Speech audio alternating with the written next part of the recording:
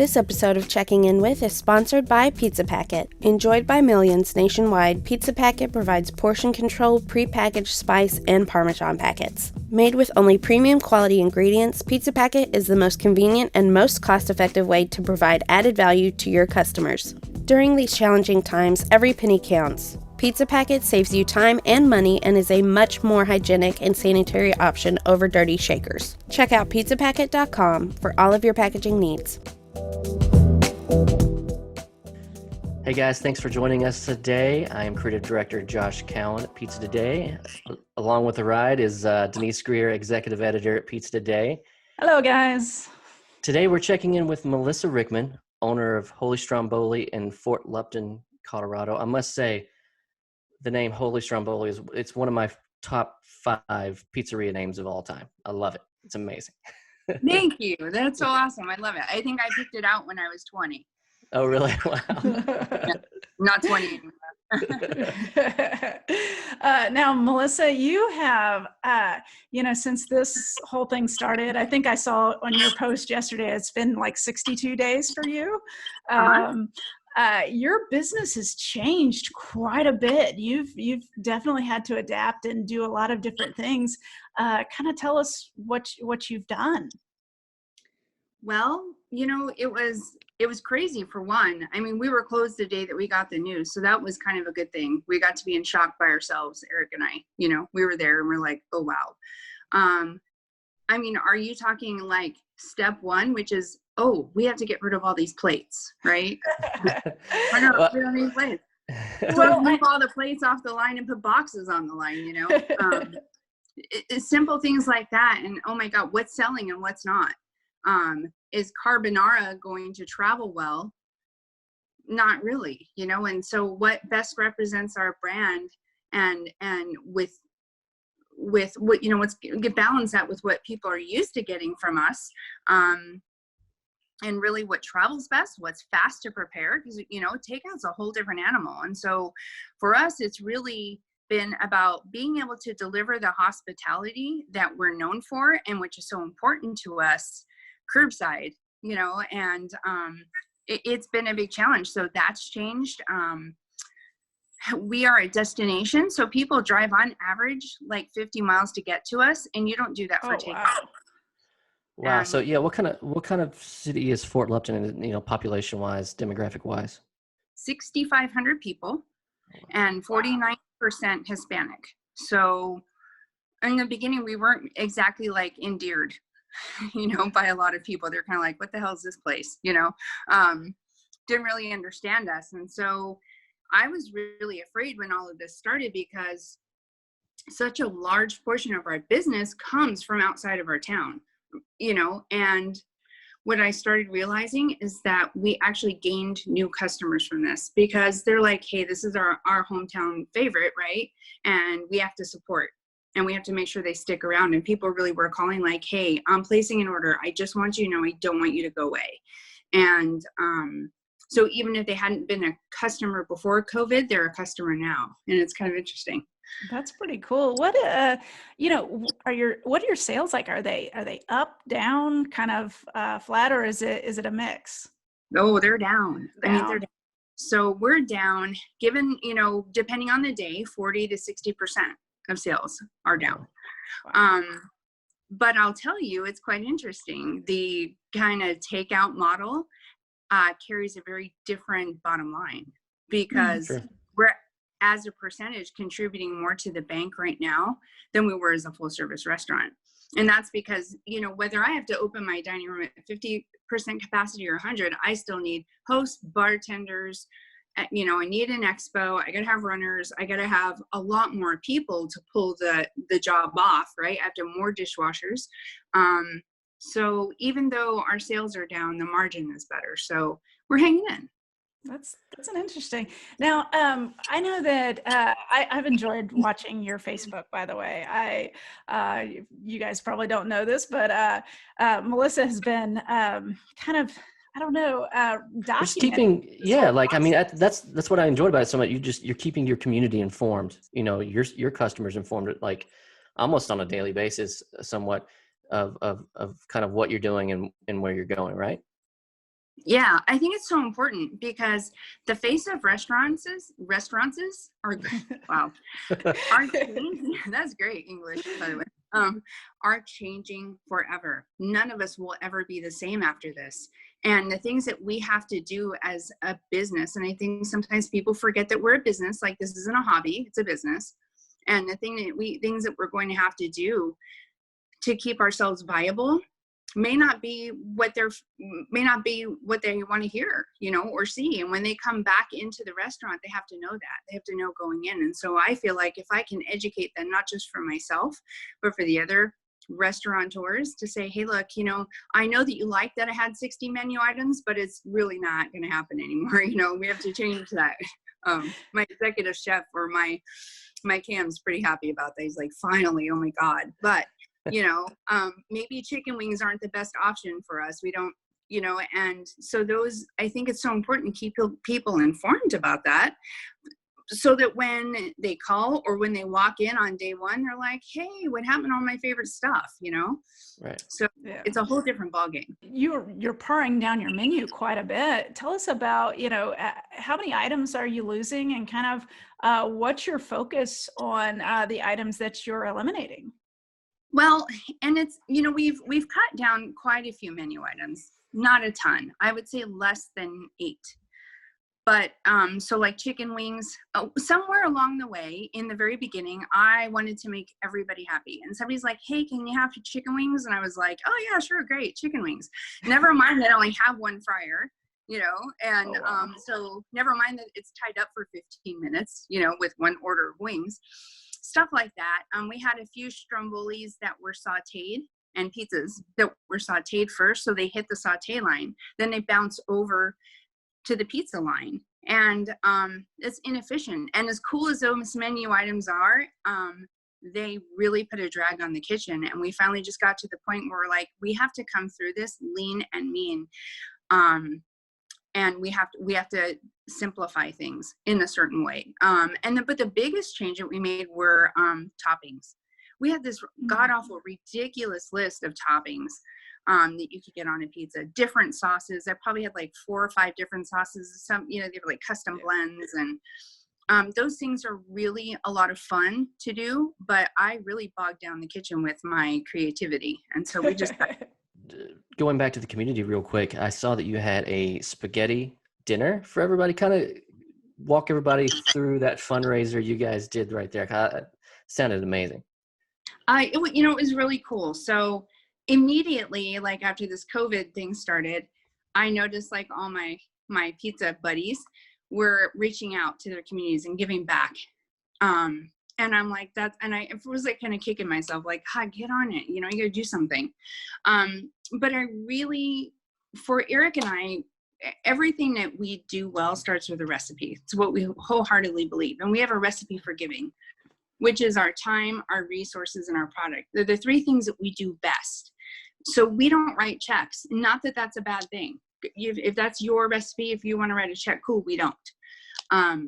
And so I'm like, how do we do this? How do we show the hospitality that we're known for, reach out to our community in a way that's meaningful to us while we're locked down? And so I started thinking about it, and Fort Lupton's a small town, obviously. And we always have spaghetti dinners. That's how we raise funds. It's booster club, it's school supplies for kids. We always have a spaghetti dinner.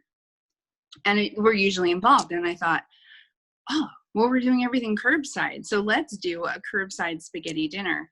And it really, the coolest thing about it was that it really pulled our community together. And everybody's driving through, it's kind of a drive-through. And we had 2 lanes, 4 tables. So you would get your spaghetti and then you'd make your donation at the next table. We didn't sell it. It was free. We gave all of the food away. And to get to see our customers, get to see people from like the next town over, couple towns over, was amazing. But the crazy thing was I did 0 marketing other than Facebook. It was 100% promoted on Facebook. Wow. 250 spaghetti dinners in 23 minutes. Wow. And That's amazing. We raised $9,000. Oh my goodness. That's outstanding. Great. Did I see where you were kind of talking about as you move forward with whatever the next mandates are as dining reopens that you may stay curbside? Is that, did I hear that, or kind of what next steps are you looking at taking? The thing is, like, our governor here, he's pretty tight-lipped about what's going to be happening. Mm-hmm. And as I see what's happening in other states, it's crazy. And I think I have 70 seats on the inside. I have a 100-seat speakeasy in the basement, but I have 70 seats upstairs. And I hear things like they're going to not allow you to open your bar. That's 25 seats for me. Oh, wow. Yeah. So if I have, what, total of 45 seats available to me, if you only let me have 50% of those open or 25% of those open, there's really no point. Like, right. Yeah. The labor involved for me to open completely versus at 50% is not much different. And so that's one reason. The other reason is that I think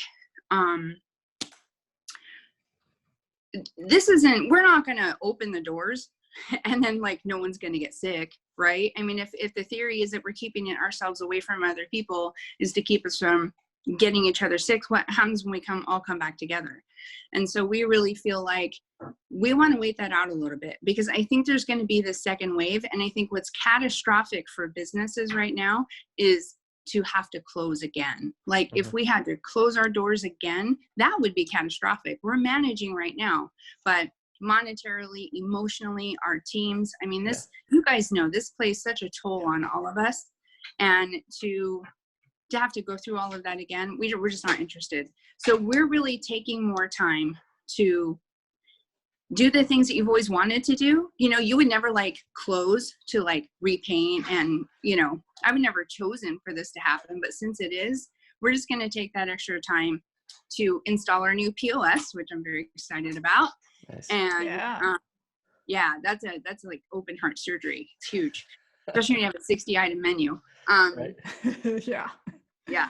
And then repaint and do all kinds of really great stuff during that time when everyone else is opening. We're just going to kind of lay low, keep curbside going, and then we'll close for a week. Yeah. Gotcha. So you're, right now you're kind of, like you said, you're a pretty smooth running machine right now. You kind of, like I said, you got lean and mean. So yeah, you're just take advantage of this time and, make the best of it. Yeah. You just did online ordering. You just started online ordering, correct? Oh my God. Yeah. It was so cool. It was so cool. We wanted to do it for a long time, but Eric works full time and he's my tech guy. I'm the anti-tech girl. And so he's been working from home. So that's allowed him to do this. And so we got it up and going 2 weeks ago. And when we started out, I think we're getting like 2 or 3 orders a day. And on Saturday we had 24, but man, it's slick. I wish we'd have done it a long time ago, but it's great. I noticed that, this has been a time of reflection for a lot of operators to be able to look and say, okay, well, what's something that we maybe have thought about but haven't done yet? What other kinds of things have you really looked at either instituting that you've already instituted or you're looking at instituting with the business? We did the pizza kits. Those were kind of, everybody was doing those for a while. And it's really funny how those innovative things get people to take notice. I have people calling, when can I get my pizza kit? Where are you located? I'm like, I have been here for 10 years. You never even noticed me until I had these pizza kits. That's crazy. So we did that. A whole pan of lasagna is another thing that we're looking at. The thing is, Denise, my husband, I drive him nuts because all these ideas. I have so many ideas. And I'm like, oh my God, we should do this. Oh my God, we should do that. And he's like, let's perfect what we're already doing, right? So the problem is I have 100 million ideas that I want to put into effect. But what I have done is I have given us a huge, huge chunk to bite off during this COVID crisis. The POS is only part of that. And my time is better served making sure that those projects are going smoothly versus doing things that aren't like aligned with my brand, or I don't intend to carry out after this, like takeout. You know, I know everyone's doing takeout. I never have used third-party delivery. I've had nightmares about that. I'm just a control freak about my brand and my product. I'm not saying anything bad about them, but that's how I feel. And so then everyone's like, well, turn your servers into delivery drivers. I could, but I don't want to do it sloppily. It takes time to put those measures in place, A, and B, I don't plan to do that once we reopen. We're not a takeout joint. We're full service. I've got like 30 whiskeys up on the wall. I've got a great wine list. That doesn't lend itself to, you know, delivery all that well. And so that's why we're not doing it, because if I'm not going to, I feel like for me personally, if I'm not going to do that after COVID, I don't want to do it now. You know, does that make sense? Oh, absolutely. Absolutely. Tell me a little bit about how's things going with your team? You know, what kind of percentage are you running compared to what you were before COVID-19, and how are you guys managing? So staffing wise? Yes, like staffing wise. Yeah. We probably have a good, I would say 80% of our team working. So, yeah, my hosts, even my hosts, they weren't working for a while, but we plant flowers on the patio for summertime. And so like, my hosts are all my retired ladies, and I love them. They just want to like get out of the house from their husbands for a little while. So they come and host for me, and they just love people. So like Berta, one of my hosts, she's planting flowers for me. They're coming and doing just like little odd projects now, but really it was only the hosts who weren't getting hours. Everybody else, takes a rotation, and they've been great about sharing hours. What I have to say to my team is hats off to them, because I had team members that were like, hey, look, I'm okay financially. Please give hours to the people who need them first, and then me, and I had a number of people call me about that and just say, I want you to make sure you take care of everyone else first, which is really nice. You've hired a really good staff when they're taking those measures, for sure. Yeah. Oh, that's absolutely right.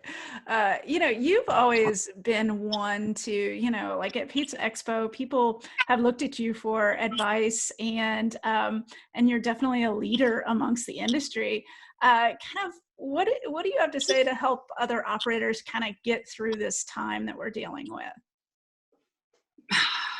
For me personally, it was just, how can I use this to my advantage, and I guess you can look at this situation in two ways. This really could have been an off ramp for Eric and I. We could have been like, oh, this restaurant business is so hard. If we quit right now, nobody would blame us.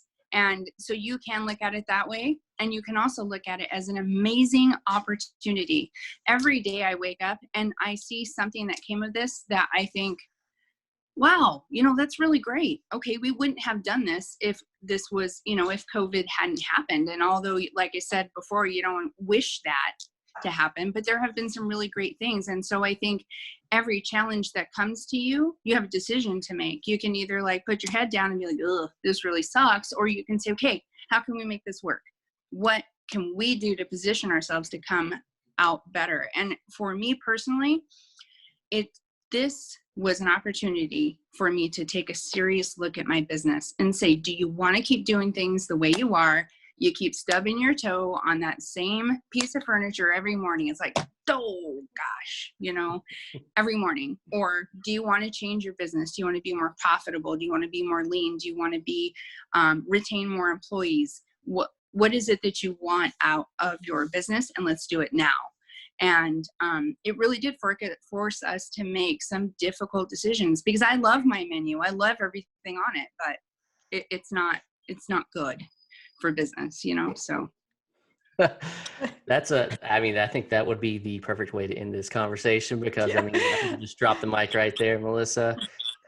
Thanks again for joining us, and best of luck with everything POS, the menu, everything that's going on down the road. All right. Well, thank you guys. It was good to talk to you. You take care. Take care.